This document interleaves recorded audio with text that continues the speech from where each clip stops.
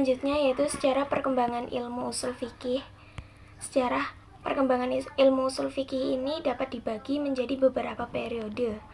Yang pertama, masa sahabat dan Rasul. Masa Rasulullah SAW dan sahabat.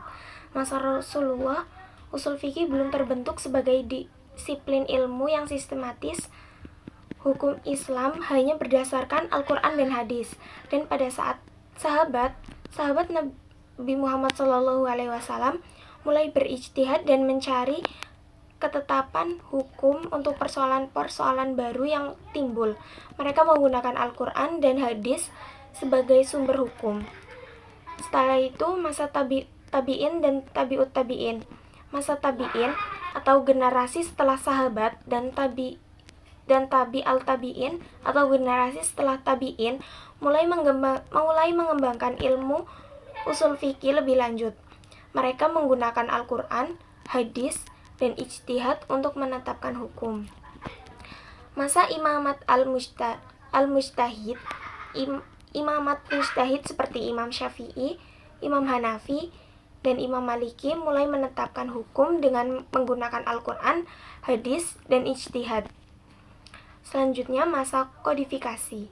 Masa kodifikasi ini usul fikih mulai dikodifikasikan dengan bentuk-bentuk kitab.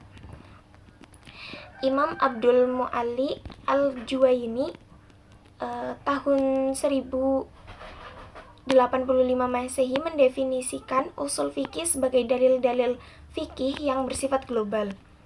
Dua aliran muncul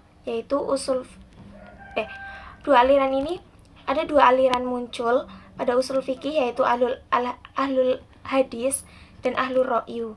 Ahlul hadis ini membatasi kajiannya pada Al-Quran dan hadis, sedangkan ahlul ra'yu menggunakan rasio dalam menetapkan hukum atau menggunakan pikiran.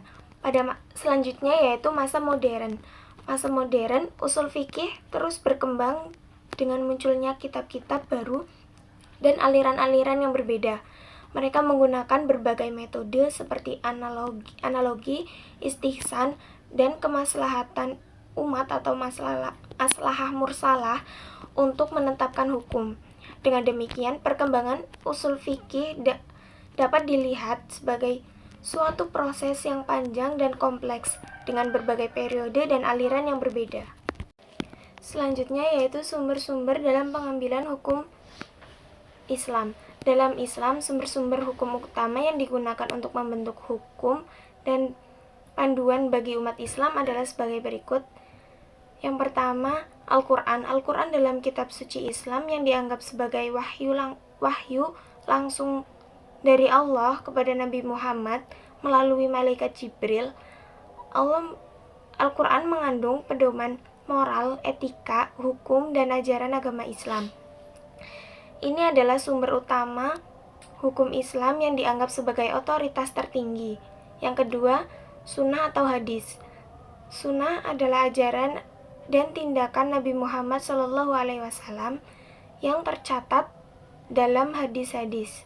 Hadis-hadis adalah narasi dan riwayat mengenai perkataan, perbuatan, dan persetujuan Nabi Muhammad SAW.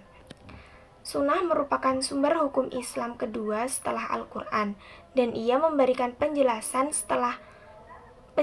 lebih lanjut setelah Al-Quran, bagaimana Al-Quran harus dipahami dan diaplikasikan dalam kehidupan sehari-hari umat Islam. Selanjutnya yang ketiga yaitu ijma. Ijma adalah kesepakatan para ulama atau komunitas Islam terkait dengan masalah hukum tertentu. Ijma digunakan untuk mengambil keputusan hukum ketika tidak ada petunjuk langsung dari Al-Quran atau sunnah yang relevan. Ini menunjukkan konsensus umat Islam tentang bagaimana suatu masalah harus dipecahkan. Yang keempat yaitu qiyas. Qiyas adalah metode pengambilan hukum yang berupa analogi qiyas. Qiyas digunakan untuk menetapkan hukum ketika tidak ada petunjuk langsung dari Al-Quran atau sunnah yang relevan. Qiyas berfungsi sebagai sumber hukum keempat setelah Al-Quran dan hadis. Dan demikian, sumber-sumber hukum Islam ini memberikan kerangka-kerangka yang komprehensif untuk regulasi kehidupan individu dan masyarakat, mengatasi berbagai aspek seperti ibadah, moral, keuangan, dan hukum pidana. Selanjutnya yaitu maslahah mursalah. Maslahah mursalah adalah salah satu dalil hukum Islam yang digunakan untuk menetapkan hukum baru yang belum ada konfirmasinya di dalam sumber hukum Islam, yaitu Al-Quran dan hadis. Maslahah mursalah berasal dari dua kata, yakni maslahah yang berarti sesuatu yang mendapatkan kebaikan, dan mursalah yang berarti terlepas atau bebas. Pengertian maslahah mursalah adalah prinsip kemaslahatan yang dipergunakan untuk menetapkan suatu hukum Islam. Selain itu, dapat dipahami bahwa maslahah mursalah adalah perbuatan yang mengandung nilai maslahat atau bermanfaat dan menolak atau mencegah kerusakan bentuk-bentuk maslahah mursalah. Maslahah mursalah dapat dibedakan menjadi tiga. Yang pertama, maslahah al-mutabaroh, maslahah yang terdapat kesaksian syara dan mengakui keberadaannya. Jumhur ulama sepakat menyatakan al-maslahah ini merupakan landasan hukum. Yang kedua yaitu maslahah al-muhah, maslahah yang terdapat kesaksian syara yang membatalkannya. Maslahah bentuk kedua ini adalah batil, dalam arti tidak dapat dijadikan sebagai landasan hukum karena ia bertentangan dengan nas. Selanjutnya yaitu contoh maslahah mursalah. Maslahah mursalah banyak terjadi ketika pandemi COVID-19, antara lain meregangkan shaf ketika sholat berjamaah. Umat Islam dianjurkan untuk menjaga jarak antara satu dengan yang lain untuk mencegah penularan penyakit. Yang kedua, pengangkatan khalifah kedua. Abu Bakar mengangkat Umar bin Khattab sebagai khalifah yang kedua untuk menghindarkan perpecahan di kalangan umat Islam. Selanjutnya yaitu kedudukan maslahah mursalah. Maslahah mursalah ini memiliki posisi penting dalam sistem hukum Islam. Dalam situasi darurat, maslahah mursalah digunakan untuk menyelesaikan berbagai macam persoalan yang tidak disebutkan secara eksplisit dalam Al-Quran dan hadis. Oleh karena itu, maslahah mursalah dianggap sebagai sumber hukum Islam yang penting dalam menetapkan hukum baru.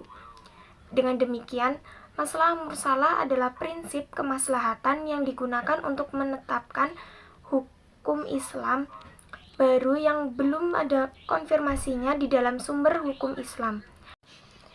Selanjutnya yaitu contoh kegunaan usul fikih dalam kehidupan sehari-hari. Memahami usul fikih sangat penting dalam kehidupan sehari-hari, terutama dalam mengambil keputusan hukum Islam. Berikut contoh dari kegunaan usul fikih dalam kehidupan sehari-hari. Yang pertama, mengambil keputusan hukum. Usul fikih membantu dalam mengambil keputusan hukum yang sesuai dengan syariat Islam. Misalnya dalam situasi darurat, usul fikih digunakan untuk menetapkan hukum yang baru seperti mengangkat khalifah kedua. Yang kedua, analisis hadis. Usul fikih membantu dalam menganalisis hadis Nabi Muhammad SAW, misalnya dalam menginterpretasikan hadis tentang sunnah. Usul fikih membantu dalam menentukan apakah hadis tersebut berlaku umum atau tidak. Yang ketiga, konsensus ulama. Usul fikih membantu dalam menentukan konsensus ulama atau ijma yang berupa kesepakatan para ulama tentang suatu masalah hukum. Misalnya dalam menentukan hukum tentang penggunaan teknologi yang baru. Yang selanjutnya yaitu kias atau analogi. Usul fikih membantu dalam menggunakan kias untuk menetapkan hukum yang baru, misalnya dalam menentukan hukum tentang penggunaan kredit kartu yang baru. Selanjutnya, istislah. Usul fikih membantu dalam menggunakan istislah atau penyebutan untuk menetapkan hukum yang baru, misalnya dalam menentukan hukum tentang penggunaan internet. Selanjutnya, maslahah mursalah. Usul fikih membantu dalam menggunakan maslahah mursalah atau kepentingan umum untuk menetapkan hukum baru, misalnya dalam menentukan hukum tentang penggunaan vaksin yang baru. Selanjutnya, penggunaan nalar. Usul fikih membantu dalam menggunakan nalar atau rasionalisme untuk menetapkan hukum yang baru, misal dalam menentukan hukum tentang penggunaan teknologi. Dengan demikian, memahami usul fikih sangat penting dalam mengambil keputusan hukum.